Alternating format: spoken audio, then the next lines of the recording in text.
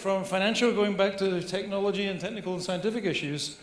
Our next speaker has had tremendous experience in cryonics, has done a tremendous amount of contributions in numerous areas. Dr. Brian Wowk is a physicist and cryobiologist at 21st Century Medicine, where he's the Chief Technology Officer. And there he has been involved in tissue and organ cryopreservation for, I know it doesn't look this old, for a quarter of a century or more. Please welcome Dr. Brian Wowk.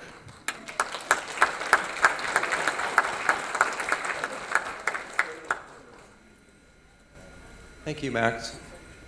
Good afternoon, everyone. Like Greg Fay, who spoke earlier today, I'm a staff member at 21st Century Medicine, a small biotech company in Fontana, California. And we do research in a variety of areas of interest to this audience. In particular, we're one of the few laboratories in the world doing research on reversible cryopreservation of whole organs. What happens when you cool living tissue below the freezing point of water without any special treatment before doing that is this.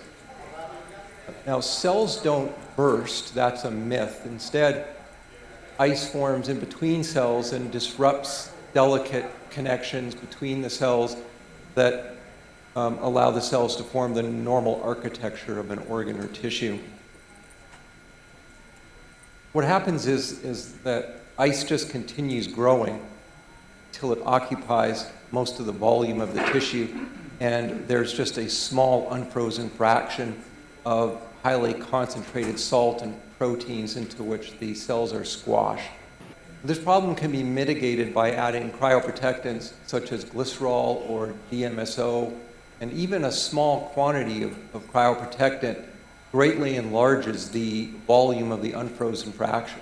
What now happens is, as more and more water freezes, the remaining cryoprotectant concentration goes up in the unfrozen volume till eventually it reaches an unfreezable concentration, typically up around 60 or 70%. And cells can actually survive, at least isolated cells, in that concentrated cryoprotectant environment. However, this typically doesn't work for cryopreserving organized tissues and most organs. It turns out that to successfully cryopreserve organs, you have to get rid of ice formation completely, or nearly so. To do this, we can use a trick invented by my colleague Greg Fay called vitrification. With vitrification, you start with a concentration of cryoprotectant that is so high, it's very difficult for ice to form at any temperature, even as you cool all the way down. The tricky part of this is it's very difficult to design solutions that replace 60% of the water inside cells with organic solvents. And this problem has taken decades to solve, and we're still working on proving it. But suffice to say, creating solutions this concentrated that are compatible with life is a non-trivial problem. But if you have such a solution, then as you continue cooling, when you go below minus 100 degrees Celsius, then the unfrozen solution eventually undergoes what's called a glass transition. What happens is that the viscosity increases, becomes thicker and thicker. Well, first like syrup and then like molasses in January, until somewhere at least below minus 120 degrees Celsius for the solutions we currently use, the solution becomes so viscous it behaves like a solid. You can think of it like a solid liquid. And in this state, which we call the vitrified or glassy state, biological time is essentially stopped. Stopped because molecules can no longer move around. They can rotate a little bit and they can vibrate in place. There's still thermal energy there, but they can't move around to chemically react. Now, to understand why rapid warming, which is what this talk is about today, is necessary to come back from this vitrified state, we have to understand a bit about how ice forms and grows. When an ice crystal first forms, it's actually an event that happens on a molecular scale. Water molecules that are adjacent to each other will rotationally reorient, form what's called an ice crystal nucleus. Is only a few nanometers across. This doesn't involve gross movement of molecules, just local reorientations. And then, once that nucleus is formed, the ice can just start growing around it. And this process of ice growth around a nucleus actually does involve movement of water molecules, because you're forming your crystal of water around this nucleus, and it's in the middle of a solution that's a mixture of water and, say, cryoprotectants. So water molecules have to move for growth to happen. That's a physically distinct process from the original nucleation event.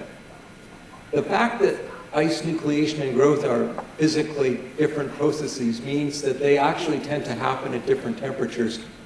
Ice nucleation can happen even at very low temperatures, even below -100 degrees. In fact, in a highly concentrated vitrification solution, like the ones we use for organ preservation, or that Alcor uses, ice nucleation is actually a maximum below -100 degrees. And this is possible because even though the system is almost solid, you can still get these rotational reorientations. But ice growth, because it requires the movement of water molecules, that actually happens fastest at higher temperatures. In fact, at or just above the temperature of dry ice is where ice growth is most rapid in concentrated vitrification solutions. And this actually has implications for things like field cryoprotection, where you might put cryoprotectant into tissues and then try shipping them at dry ice temperature. Ice growth is suppressed at dry ice temperature, but can still go on. So if you're going to ship something loaded with cryoprotectant, even at dry ice temperature, you can't waste any time about it because it's a time-critical process.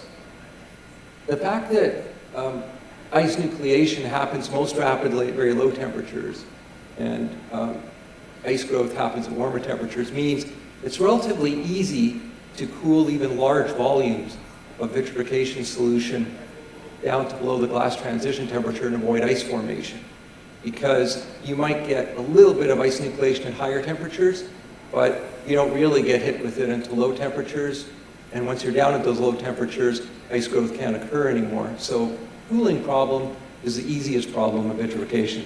The problem you get into is that as you try to warm, well, before you warm, you've been down at these low temperatures. And you're down at these low temperatures, and you got to cross through these low temperatures near and below -100 degrees twice, both on the way down and then on the way back up. As you go through this low temperature range, you're accumulating all these ice nuclei. Then, when you get to warmer temperatures on the way back up, you get hit with all this growth. And this gives rise to the paradoxical phenomenon of ice growth during rewarming. It's kind of counterintuitive. You're warming something, but ice is growing, but that's exactly what happens. Call that devitrification, where you got something that was nicely vitrified on the way down, but on the way up, it grows ice.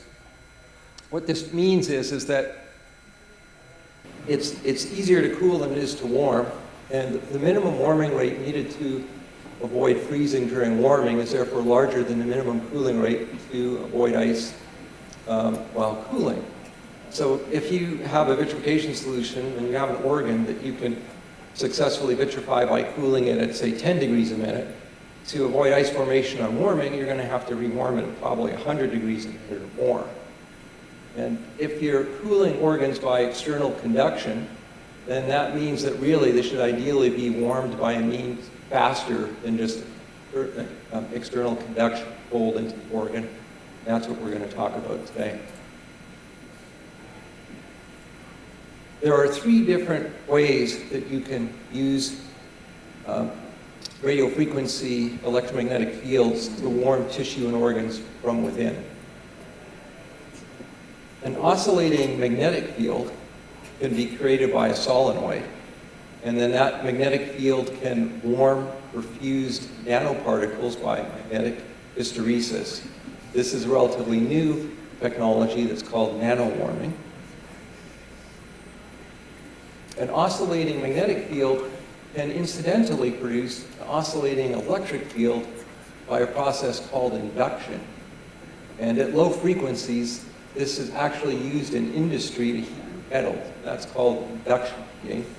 At higher frequencies, megahertz frequencies, fortunately you can't see the bottom of my slide here, but at megahertz frequencies, induction warming can also be used to heat tissues and organs and warm cryoprotectant solutions. And this method of warming was actually first demonstrated by Greg Fay and Paul Ruggiero back in 1990 as the first ever electromagnetic warming of vitrified solutions. You can also produce a very uniform oscillating electric field between capacitor plates without any associated magnetic field. And this method in industry is known as dielectric heating. It's used industrially in plastics mostly. But we're going to talk about this today as a means of warming organs. And it involves heating by both resistive and dielectric mechanisms. Well, I'm calling it dielectric. We'll get into that in a moment. Because magnetic nanoparticle heating or nanowarming has generated so much excitement in recent years, I'm just going to spend 1 minute talking about the pros and cons of nanoparticle warming versus dielectric heating. The great advantage of nanowarming is that it can start warming from any temperature, even below the glass transition temperature. Even from minus 150 degrees, you can start rapidly warming organs using nanowarming. Disadvantages are you have to put in these exogenous nanoparticles into your perfusate. The warming will be greatest in the tissue that is most vascular, has the most blood vessels, because the particles are confined to blood vessels. And it also, nanowarming tends to have problems as you get into warmer temperatures. You start getting unwanted side effects, like the induced electric field causing warming the periphery of the organs where the induced electric field is greatest. And you could get into sometimes a thermal runaway problem, especially in large organs with nanowarming.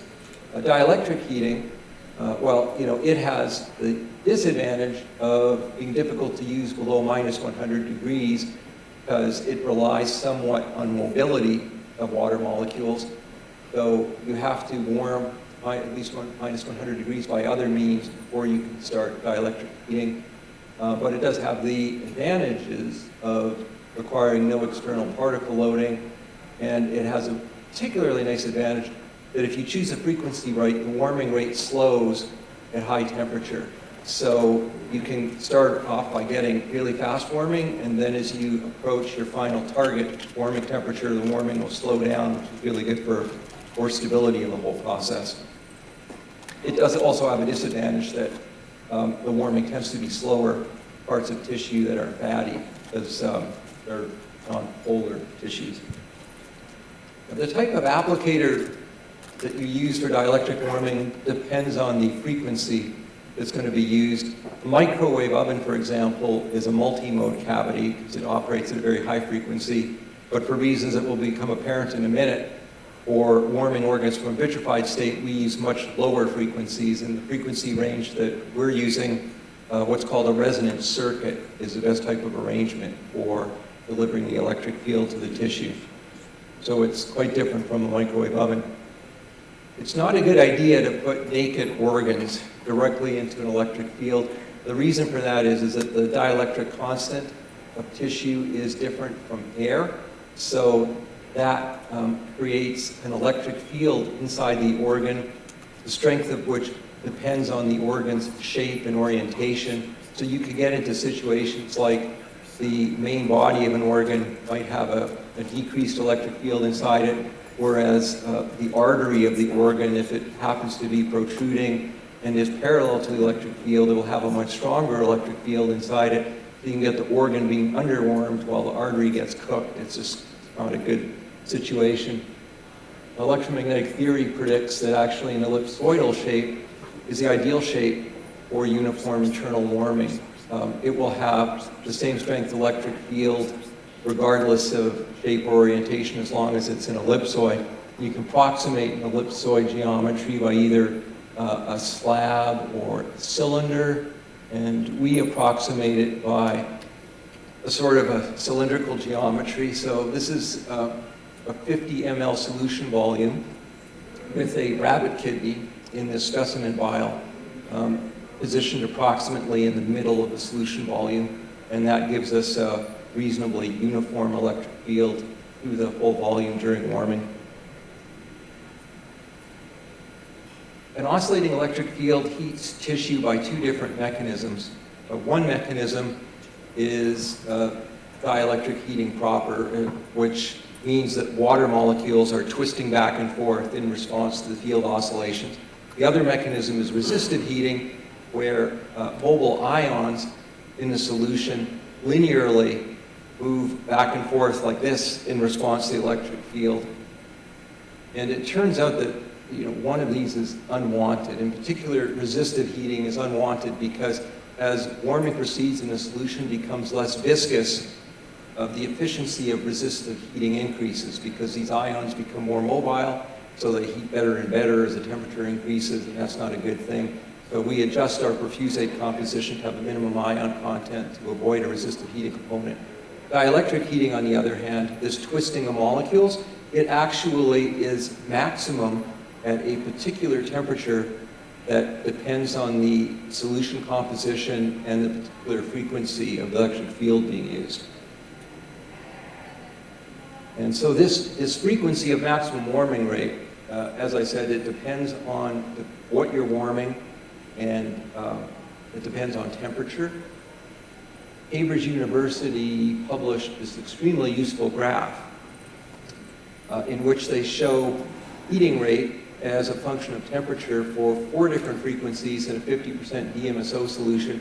And this is very fortunate for us because 50% DMSO solution happens to have a viscosity that is very similar to our M22 vitrification solution.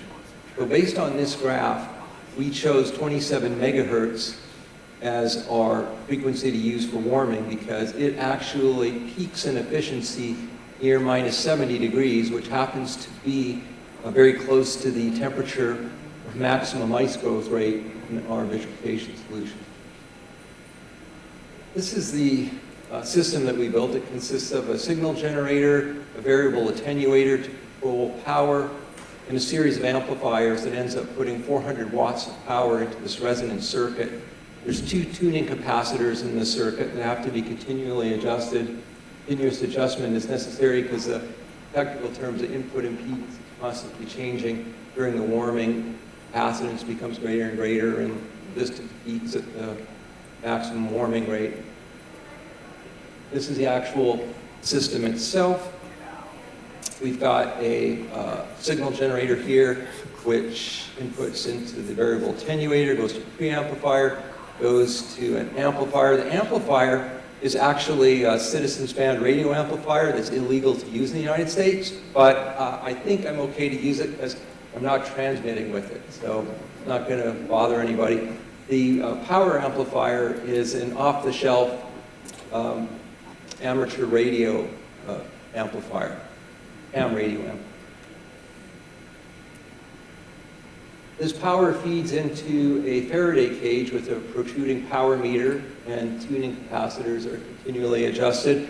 And inside the Faraday cage, there's the inductor and capacitor plates that form the resonant circuit. The specimen to be warmed goes between these plates.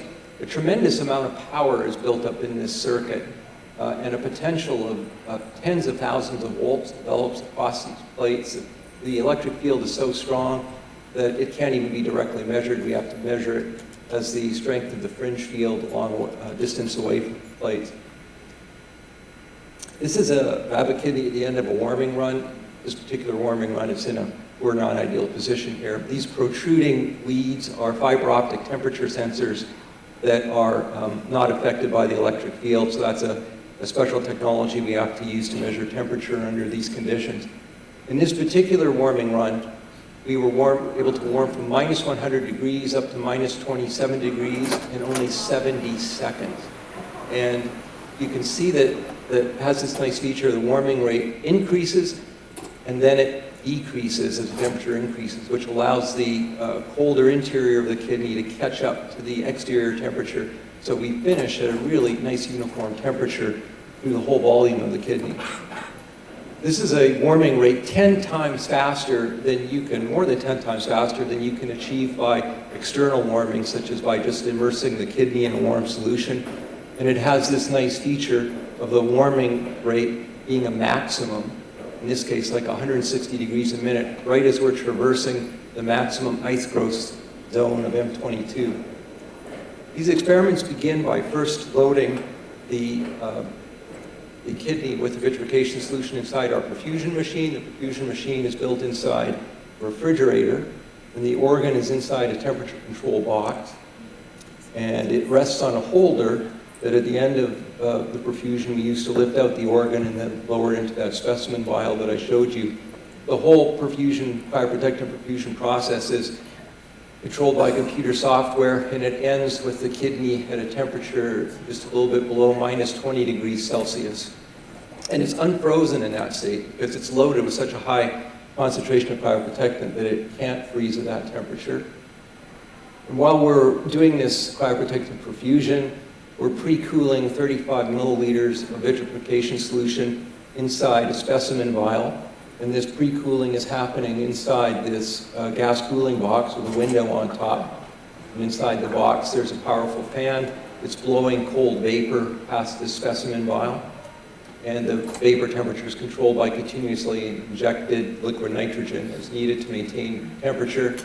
And once that kidney is fully loaded with vitrification solution, it gets lowered into that specimen vial, and the cooling process begins very aggressively by first dropping the gas temperature to minus 130 degrees. This is to rush the kidney through the high sub-zero temperature zone where cryoprotectant toxicity is still affecting it. We then briefly raise the temperature to minus 120 degrees. I'm sorry, it's actually minus 150 degrees here. Then we go up to minus 130 degrees here, and then back down to minus 150. And this little maneuver here just happens to be the fastest way to rush the kidney through the ice nucleation temperature zone while minimizing thermomechanical stress to avoid fracture. So that's just something we empirically discovered. There's literature precedent for it as well. This is what the process actually physically looks like, photographing it through the window on the top of the gas cooling box.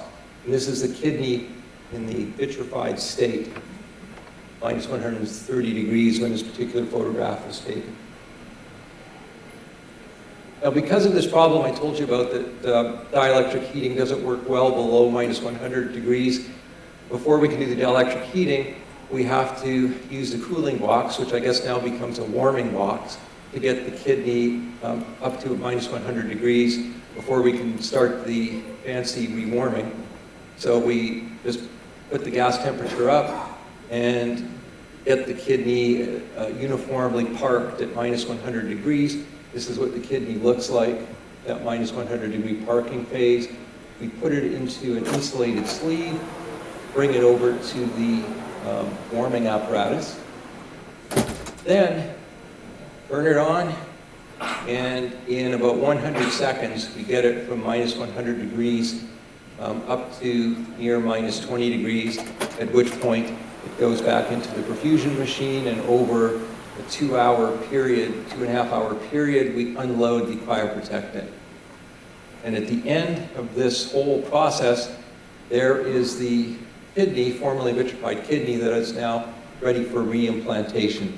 The reimplantation is a delicate microsurgical process that involves reconnecting the major vessels of the kidney and the kidney ureter to the urinary bladder. This is the kidney just moments after reperfusion with blood, and the surface is nice and pristine and undamaged. And I would like to draw particular attention to this. That is a droplet of urine being produced by this kidney that just a few hours earlier was completely solidified at a temperature of minus 135 degrees Celsius. This is a living, functioning kidney doing what a kidney is supposed to do. Not only that, there is not a trace of blood in that urine, even monitored for a 30-minute period before completing the surgery and closing the animal. The complete absence of blood in the urine indicates complete absence of ice formation, even in the deepest parts of the kidney. The way these transplants are done is the kidney that wasn't vitrified, because the animals like us have two kidneys, the kidney that wasn't vitrified is removed so that the animal's life entirely depends on the vitrified kidney. This is a graph of serum creatinine, which is an inverse measure of kidney function. What this shows is that even though ice formation was avoided, this is still a very sick kidney. It takes 6 days for the serum creatinine to start coming down towards normal, and the whole time the concentration of red blood cells in the animal's blood, the hematocrit, is decreasing, which indicates that this kidney is still not properly producing erythropoietin, which is what signals the bone marrow to make red blood cells. So work continues to make this process work in a way that leaves kidneys less sick. But I think this is still a very remarkable achievement where we are so far with this. I'll just mention in closing that we also have a grant from the National Institutes of Health for using this warming technique on cryopreserved ovaries, which could have tremendous implications for the reproductive health of women who are undergoing cancer treatments. Since I have only 1 minute left, I'll skip all this detail of future research and just end with an acknowledgement of just a few of the people who were involved in this, most especially my colleague, mentor, and chief scientific officer of 21st Century Medicine, Dr. Greg Fay, for whom this work is a culmination of 40 years research. Thank you very much.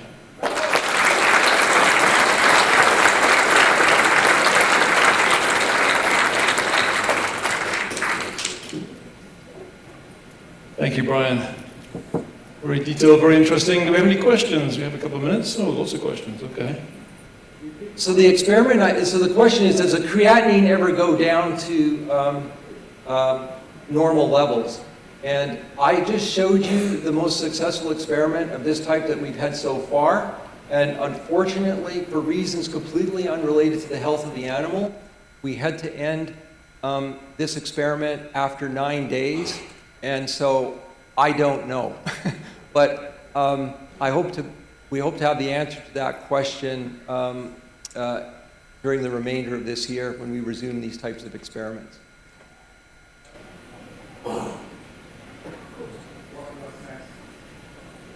What's next is several things. One is next week, thanks to the National Institutes of Health, I'm taking delivery of an 800-watt broadband amplifier that will theoretically allow me to double the warming rate of these kidneys, which means we may be able to use a lower cryoprotectant concentration and have them come through this process less sick.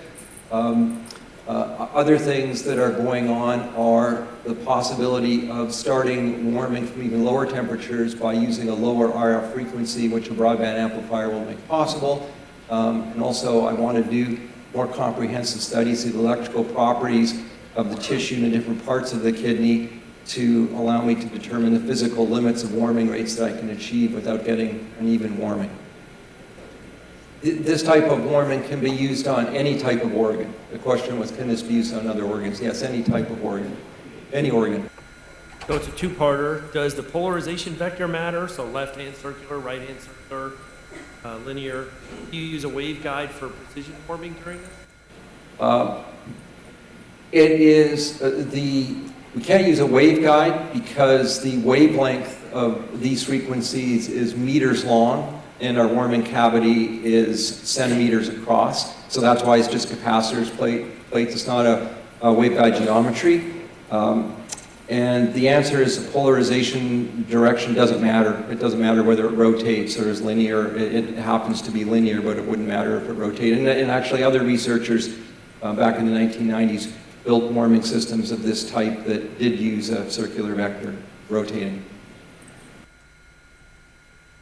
Okay, thank you very much, Brian. I appreciate your talk.